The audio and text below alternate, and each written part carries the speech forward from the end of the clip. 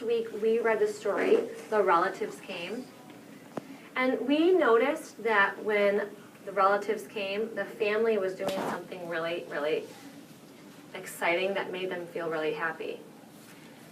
Raise your hand if you've had relatives come to your house before. Raise your hand if you've seen relatives at their house before. Okay, well, readers, I've had a connection to this story. Readers make connections to stories to help them better understand what these characters are going through when they're reading a story.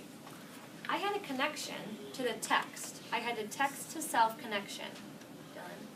And the text-to-self connection I had was that when I had relatives come to my house, we also all hug each other and greet each other and say hello because we missed each other.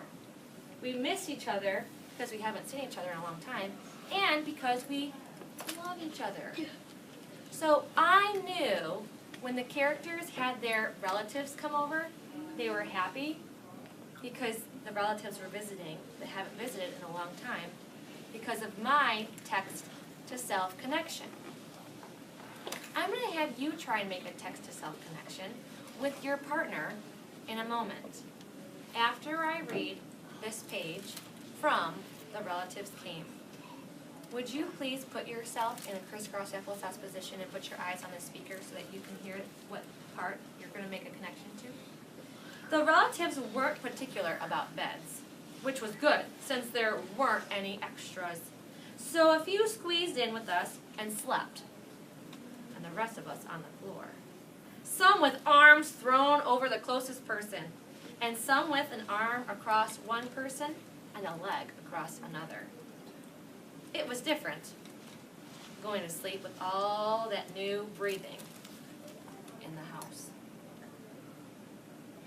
I only like 2 people.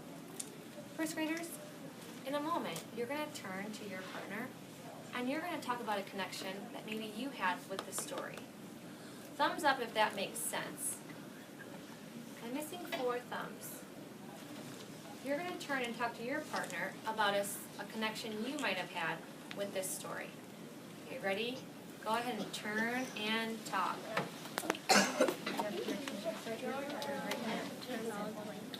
Yeah, you're one of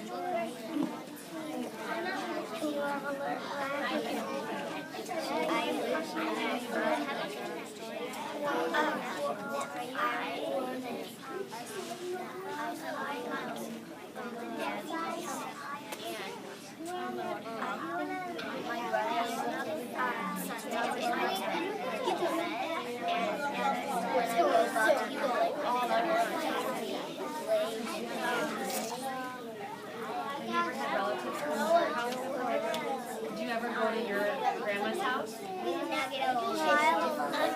like your grandma?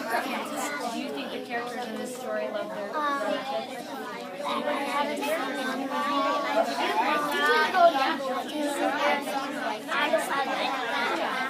Okay, 1, 2, look. 1, 2, listen. Turn back. Go ahead and join us on the carpet so that you can feel more comfortable. First graders, now you're going to try this on your own. When you go back to your seats, you're going to make your own text-to-self connections. You're going to use a sticky note that I pass out to you, and you're going to use your sticky note to hold that connection in your story so that when we share out, you can share what kind of text-to-self connection you made with your story and how that helped you understand the characters better. First graders, readers make text-to-self connections to help them better understand what's happening in the story.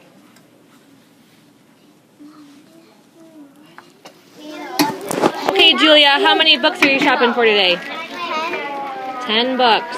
I'm shopping for 10 books. Elias, how do you know where to shop? Because I always go and shop here. And I already know red dots are here. Who told you to get a red dot book? Because of you. Yeah, okay. Get your books. Red, Got a bin here and a bin there. red dot. And a bin here. Different colors over here. different colors right there. Go ahead. I make a milkshake. My Is it I made or I make? maid. How do you know it's made and not make? There wasn't a K. I mean a C. Sure, keep going. Oops. In the jar. Okay, so is this in or I? I put milk in the jar. Sometimes when you point to the words, it really helps you focus on what part of the word you're reading. I want you to try it on this page. Jar. Point to the words as you read them. Try it. Point to the words. Whoops, get your finger out.